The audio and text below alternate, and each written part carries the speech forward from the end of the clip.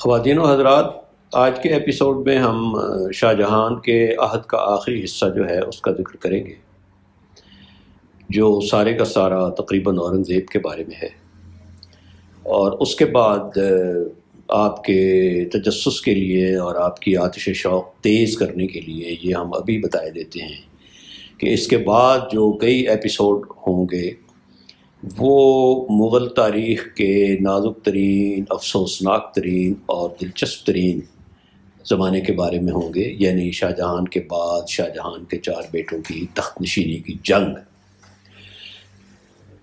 جو مغل تاریخ میں بلکہ شاید دنیا کی جتنی بھی تاریخ ہے اس کی یہ تو نہیں کہا جا سکتا کہ اس کی کوئی مثال نہیں ہوگی، لیکن اس تخت نشینی کی جنگ کی بہت کم مثالیں ہوں گی دنیا کی تاریخ میں۔ خیر، یہ ہم اگلے ایپیسوڈ میں شروع کریں گے۔ قندھار کی مہم آپ کو پتہ ہے کہ 3 دفعہ، پہلی دفعہ اورنگزیب گیا، پھر دوسری دفعہ اورنگزیب گیا، پھر تیسری دفعہ دارا گیا، اور یہ تینوں مہمات ناکام ہوئی۔ اور جیسا کہ ہم نے عرض کیا تھا کہ اس شکست کا مغلوں کی ریپوٹیشن پر، شہرت پر اور ان کی اپنی سائیکی پر، نفسیات پر بہت منفی اثر پڑا۔ دوسروں پر یہ اثر پڑا کہ اب یہ جو ناقابل شکست نہیں رہے، یہ جو پہلے امپریشن تھا کہ ناقابل شکست ہیں، انوینسبل ہیں، وہ امپریشن ختم ہو گیا، اور خود مغلوں پر اس کا یہ منفی اثر پڑا کہ نفسیاتی طور پر وہ مرجھا گئے۔ اورنگزیب کو شاہ جہان نے اس کے بعد بھیجا دکن میں، اور یہ اورنگزیب کا دوسرا دور تھا، یہ تقریباً 20 سال کے بعد گیا تھا۔ آپ کو یاد ہوگا کہ اس سے پہلے 1636 میں بہت مشہور معاہدہ ہوا تھا بیجا پور کا اور مغل سلطنت کا، تو اس کے بعد کے جو 20 سال تھے یہ وہاں امن و امان میں گزرے، اور بیجا پور کا جو بادشاہ تھا عادل علی شاہ، اس نے بہت عقل بندی کے ساتھ حکمرانی کی، مغلوں کو بھی نیوٹرل رکھا، مرہٹوں کو بھی قابو کیا۔ بہرحال جب اورنگزیب پہنچا تو اس کا کہنا یہ تھا کہ فنڈز کی کمی ہے، جبکہ مورخ کچھ یہ کہتے ہیں کہ فنڈز کی کمی نہیں تھی، لیکن اسے اپنی فتوحات کے لیے شاہ جہان کی طرف سے اجازت چاہیے تھی۔ کچھ کمی ہوگی بھی۔ بہرحال اس نے زمین کے بندوبست کو ٹھیک کرنے کے لیے راجہ ٹوڈر مل کا نظام اپنایا، وہاں کسانوں کو قرضے دیے، ایڈمنسٹریشن سخت کی، لیکن ساتھ ہی اس نے شاہ جہان کو یہ بھی لکھا کہ 20 سال میں بقول اورنگزیب کے جہاں پروڈکشن نہیں ہوئی، جن زمینوں میں، جن کھیتوں میں، تو 1-2 سال میں وہاں سے پروڈکشن کیسے ہوگی۔ اور ساتھ ہی اس نے شاہ جہان کو سبز باغ دکھائے کہ گولکنڈہ کا جو علاقہ ہے، جو ریاست ہے گولکنڈہ کی، وہ بڑی زرخیز ہے، اور واقعی زرخیز بھی تھی۔ اس میں کارپٹس کی اور ٹیکسٹائل کی انڈسٹری بھی تھی، اور سب سے بڑھ کر یہ کہ حیدرآباد جو تھا، جو اس وقت گولکنڈہ میں تھا، وہ دنیا بھر کی ہیروں کی تجارت کا مرکز تھا، پوری دنیا سے ہیروں کے تاجر وہاں آتے تھے۔ اورنگزیب نے پختہ ارادہ کر لیا تھا کہ وہ آرام سے نہیں بیٹھے گا، وہ دکن کی ریاستوں کو مغلوب کرے گا، فتح کرے گا، انیکس کرے گا۔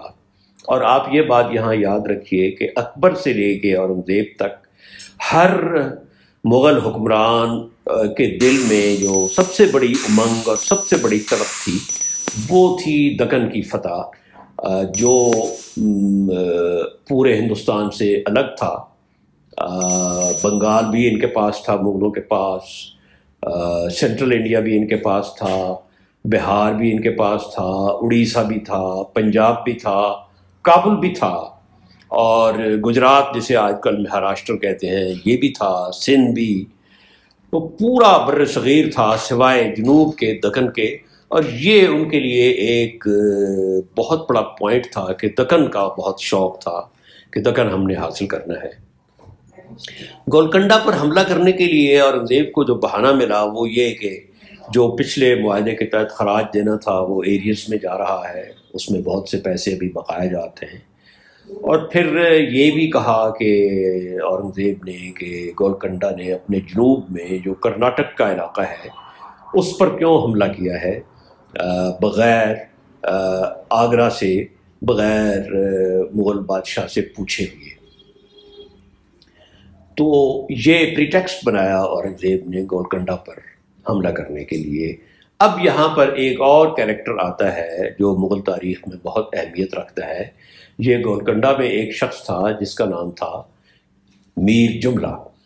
میر جملہ کا قصہ یہ ہے کہ یہ بنیادی طور پر تو ایران سے تھا، اصفہان سے، اور جب یہ ہندوستان آیا تو ایک ایرانی تاجر کا خادم خاص تھا، اس کا پرائیویٹ سیکرٹری کہہ لیں۔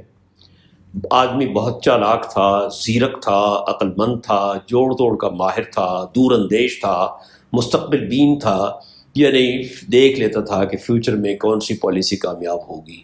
تو آہستہ آہستہ ترقی کرتے کرتے یہ اپنی تجارت اس نے بہت شروع کی، ہیروں کا کاروبار اس نے شروع کیا۔ وہاں گولکنڈہ میں جو ہیروں کی کانیں تھیں ان کا یہ مالک بنا، اور پھر ترقی کرتے کرتے یہ گولکنڈہ کی ریاست کا وزیر اعظم بن گیا۔ یہ بھی کہتے ہیں کہ گولکنڈہ کا جو سلطان تھا عبداللہ قلی شاہ، عبداللہ قلی شاہ کی جو والدہ تھی، یعنی مادر سلطنت جو تھی، وہ بھی اس کی پشت پر تھی۔ بہرحال یہ وزیر اعظم بن گیا اور امیر اتنا ہو گیا یہ، اور اتنا خود سر بھی تھا کہ ایک تو کہتے ہیں کہ اس کے پاس 20 من ہیرے تھے۔ اس کے علاوہ جو اس کی جاگیر تھی وہ 500 کلومیٹر لمبی اور 80 کلومیٹر چوڑی تھی۔ اس کے علاوہ اس کے پاس ذاتی فورس تھی، اس کی فوج، جس میں 5000 گھوڑ سوار تھے، اور اسی مناسبت سے آرٹلری بھی تھی اور پیادہ فوج بھی تھی اور اونٹ بھی تھے۔ چنانچہ یہ ایک یوں سمجھیں کہ اسٹیٹ اینڈ اسٹیٹ تھی، وزیر اعظم بھی تھا لیکن اپنی ذاتی حیثیت میں اس کے پاس بہت کچھ تھا۔ اور یہ کبھی کبھی گولکنڈہ کا جو بادشاہ تھا عبداللہ قلی شاہ، اس کو بھی خاطر میں نہیں لاتا تھا، اور وہ اس کو برداشت کیے جا رہا تھا۔ لیکن اونٹ کے پیٹھ پر جو آخری تنکا ثابت ہوا وہ میر جملہ کا بیٹا تھا، اس کا نام محمد امین تھا۔ اس نے ایک دن یہ حرکت کی کہ باپ کی دولت اور وزارت عظمیٰ کے نشے میں آ کر وہ میر جملہ کے اندر جو لیونگ کوارٹرز تھے، خاص جو رہنے کی جگہ تھی، کمرے تھے شاہی، ان میں آیا اور شراب کے نشے میں تھا۔ قالین پر اس نے الٹی کی، قے کی، اور وہیں بے ہوش ہو کے دھڑام سے گر پڑا۔ تو یہ دس واز ٹو مچ۔ عبداللہ نے اپنی ساری کمزوریوں کے باوجود یہ کہا کہ بس انف از انف۔ اس نے اس کو جیل میں بھیج دیا اور اس کی جو جائیداد تھی وہ اپنی سلطنت کے ساتھ اٹیچ کر لی، یعنی چھین لی۔ اب میر جملہ جو تھا وہ کوئی ایسا معمولی دماغ کا آدمی نہیں تھا کہ وہ اس کو قبول کر لیتا۔ اس نے فوراً اپنا لائحہ عمل طے کیا اور وہ اورنگزیب کے پاس پہنچ گیا، اور اورنگزیب کو اس نے کہا کہ آپ مجھے پناہ دیں، میں گولکنڈہ کی فتح میں آپ کی مدد کروں گا۔ ساتھ ہی اس نے دارا کو بھی رسل و رسائل اور پیغام رسانی کی۔ اورنگزیب کو میر جملہ کا یہ جو تھا آنا، ڈیفیکٹ کر کے، منحرف ہو کے گولکنڈہ کی سلطنت سے، یہ اسے بہت راس آیا۔ اس نے اسے ہاتھوں ہاتھ لیا اور شاہ جہان کو سفارش کی کہ آپ اسے امپیریل یعنی مغل سلطنت کی جو شاہی افسر ہوتے ہیں اس پر تعینات کریں، یعنی آپ ان کو افسری کے منصب پر فائز کریں۔ ساتھ ہی اس نے اپنے بیٹے کو، جس کا نام محمد سلطان تھا، گولکنڈہ فتح کرنے کے لیے بھیجا اور اسے کہا کہ تم نے ان کی کوئی بات نہیں ماننی۔ اب جو گولکنڈہ کا بادشاہ تھا عبداللہ قلی شاہ، وہ عیاش تھا بہت، اور ایک خاندانی سلطنت چلی آ رہی تھی، لیکن اس میں کچھ زیادہ زیرکی یا سمجھ بوجھ نہیں تھی۔ بہرحال اس نے کوشش کی۔ پہلے تو اس نے اورنگزیب کے پاس قاصد بھیجے، قاصد در قاصد، تحائف بھیجے، ہاتھی گھوڑے بھیجے، کنیزیں اور غلام بھیجے، روپے اشرفیاں بھیجیں، لیکن اورنگزیب ٹس سے مس نہ ہوا۔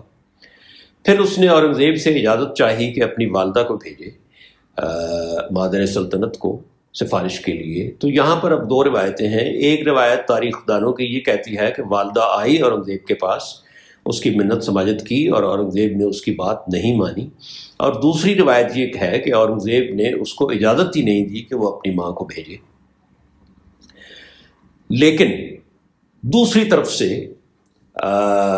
شاہجہان نے دارا کے اثر میں آ کر اورنگزیب کو حکم دیا کہ بس اب جو کچھ ہو گیا ہے وہ اسی پر اقتناعات کرو اور ان کے ساتھ معاہدہ کر لو اور گولکنڈہ سے اپنی فوجوں کا انخلا کر لو۔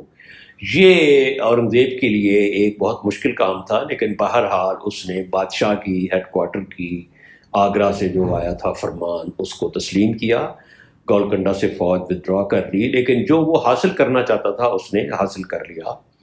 لاکھوں روپے، غالباً 6 لاکھ روپے سالانہ کا خراج طے ہوا۔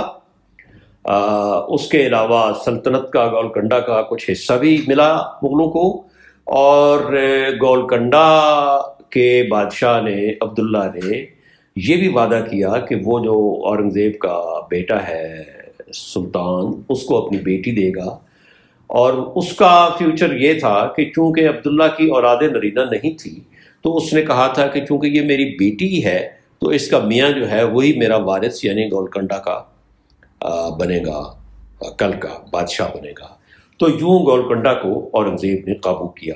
اس کے بعد اس نے میر جملہ کو بھیجا کہ تم بیجاپور پر جا کر حملہ کرو، اور بیجاپور پر حملہ کرنے کے لیے بھی اس نے کوئی ایسا ہی بہانہ تراشا جس طرح کہ ہم نے ذکر کیا تھا کہ 1636 کا معاہدہ تھا جس کے تحت بیجاپور اور مغلوں کے درمیان پرامن بقائے باہمی کا جو دور تھا وہ چل رہا تھا، لیکن بہرحال بیجاپور پر حملہ کیا، اور یہاں پھر دارا کے زیر اثر آ کر شاہجہان نے اورنگزیب کو حکم دیا کہ تم بیجاپور سے اپنی فوج ودرا کر لو۔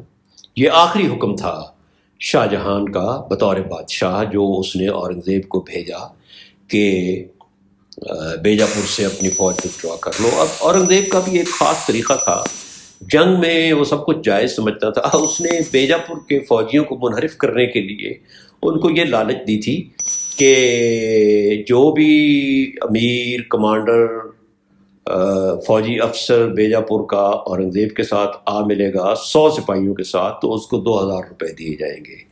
بہرحال میر جملہ کو اس نے پھر کہا اورنگزیب نے کہ تم ودرا کرو، اور شاہجہان کے حکم سے بیجاپور سے بھی خراج کافی بھاری مقدار میں پہلے سے زیادہ طے کیا گیا، اور یوں اورنگزیب نے اپنی فوج ودرا کر لی۔ جس طرح کہ ہم نے عرض کیا کہ یہ جو اورنگزیب کا ودرال ہے، واپسی ہے بیجاپور سے، یہ شاہجہان کا آخری شاہی حکم تھا۔ اس کے بعد معاملات اس کے ہاتھ سے نکل گئے۔ یہ اس ایپیسوڈ کے ساتھ ہم ختم کرتے ہیں شاہجہان کا عہد، اور اگلے ایپیسوڈ سے ہم شروع کریں گے تخت نشینی، اور تخت نشینی لڑنے والے جو کردار تھے اورنگزیب کے 4 بیٹے، ان کا پہلے تعارف کرائیں گے، اور اس کے بعد ہم بیان کریں گے کہ جنگ کی کیا صورتحال تھی۔ چینل آپ ہمارا سبسکرائب کر دیجیے، شکریہ۔